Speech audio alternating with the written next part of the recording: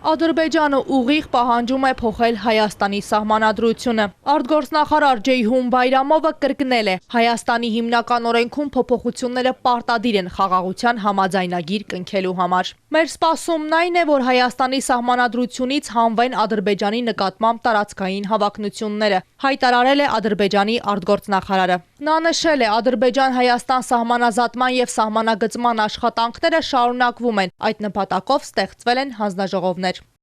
Տեսնում եմ աշխատանքի դրական նախնական արդյունքը։ Սահմանազատվել է գրեթե 13 կիլոմետր երկարությամբ պետական սահման։ Երկու կողմից էլ որոշակի համաձայնություններ են ձեռք բերվել, որ սահմանազատման գործընթացը կշարունակվի հյուսիսից հարավ։ Գործընթացը կիրականացվի եւ կլուծվեն անկլավային գյուղերի խնդիրները։ Բայրամովի հայտարարությանն ի պատասխան Նիկոլ Փաշինյանը ասել է, Հայաստանը սկզբունքորեն ներքին հարցերը չի քննարկում արտաքին հարթակներում, իսկ սահմանադրական բարեփոխումների օրակարգը քաղաքացիական պայմանագրի նախընտրական ծրագրի մասն է։ Անդրադառնալով սահմանազատման գործընթացին նշել է, սահմանազատման եւ անկլավների հարցերը կլուծվեն բացառապես Ալմա-Աթայի հռչակագրի հիմնամբ։ Ըստ Փաշինյանի տրամաբանության, եթե Հայաստանը պահանջի այն, ինչ իր վերահսկողության տակ է, Ադրբեջանն էլ կպահանջի այն, ինչ իրենք են վերահսկում։ Այն քարտեզները, որով մենք սահմանազատում անում ենք, այդ քարտեզների վրա այդ տարածքները արտահայտված են։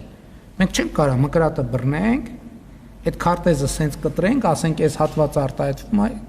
որտեղ դա չի բխում առաջին հերթին Հայաստանի շահերից։ Որտեղ եթե մենք քարտեզը մկրատը վերցնենք, այդ կտրենք, Ադրբեջանն այդ մկրատը կվերցնի ջերմուկի հատվածը կկտրի, կվերցնի Տավուշի բերքաբերի հատվածը կկտրի եւ տենց ուրիշ հատվածներ։ Քաղաքագետ Հակոբ Բադալյանը նշում է, Ադրբեջանը հստակ պահանջներ ունի Հայաստանից, միաժամանակ ոչ մի անգամ հստակ չի նշել, որ ճանաչում է Հայաստանի տարածքային ամբողջականությունը դե ֆակտո գոյություն ունեցող սահմաններով։ Ինչպես ցույց է տվել այս տարիների փորձը, մեծ հաշվով հայ-ադրբեջանական քննարկումներ այդ տեսանկյունից ծավալվում են հետևյալ տրամաբանության շուրջ, թե Հայաստանը ինչ ժամանակագրությամբ, ինչ ժամանակացույցով եւ ինչպես պետք է ադապտացվի այդ պայմաններին եւ իրագործի դրան։ Երևանը շատ հստակ հայտարարում է Ադրբեջանի տարածքային ամբողջության ճանաչման մասին, իսկ Ադրբեջանը կարծես թե այդ առնչությամբ որևէ հստակ արձանագրում չի անում, եւ սա թույլ է տալիս մտածել, որ Ադրբեջանը Հայաստանից պահանջներ ունի եւ պահանջներ ունի, որոնց բավարարումը պատկերացնում է, այսպես ասած, սահմանազատման եւ սահմանագծման գործընթացի միջոցով։ Ըստ քաղաքագետի պատահականություն չէ այն, որ Բայրամովը նմանատիպ հայտարարություններ չէր անում նախընտրական շրջանում եւ սահմանադրության փոփոխության անհրաժեշտության մասին սկսեց խոսել ընտրություններից հետո։ Բնականաբար Ադրբեջանը շահագրգռված էր, որպեսզի Հայաստանում շարունակվի այն քաղաքականությունը, որ վարվել է,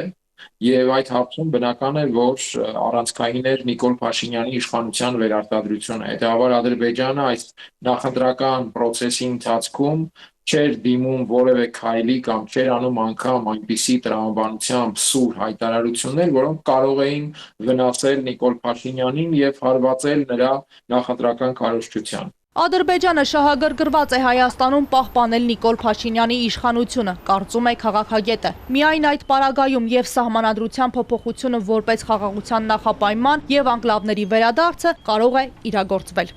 Մանուշակ Մելքոնյան, Էպիկենտրոն։